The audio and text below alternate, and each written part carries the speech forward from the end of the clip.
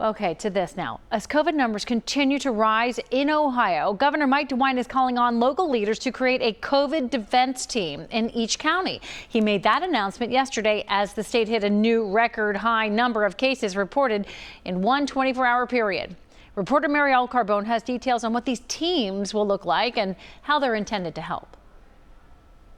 Well, a big purpose of this is to improve messaging to the public specific to that local area. But Hamilton County is already ahead of the curve on this, and any defense group would really be made up of some of the working groups that are already in place and collaborating here in Hamilton County. You know, it's a pretty heroic effort of people who aren't used to working together. Since the start of the pandemic, health organizations have band together. We started very early with the hospitals and met at 7 o'clock every morning, including weekends.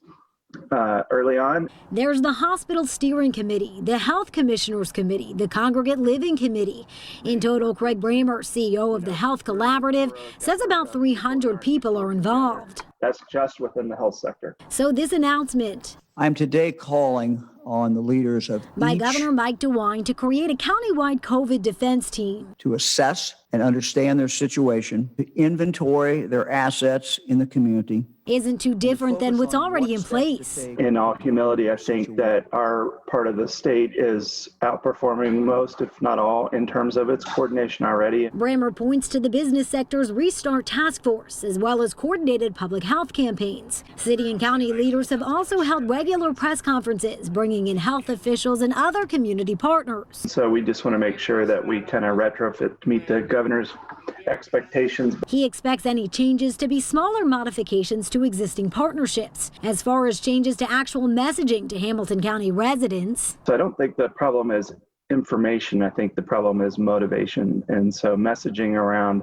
motivating us all to do what's needed for our family and our community. And it's unclear who would actually take charge to make any necessary modifications.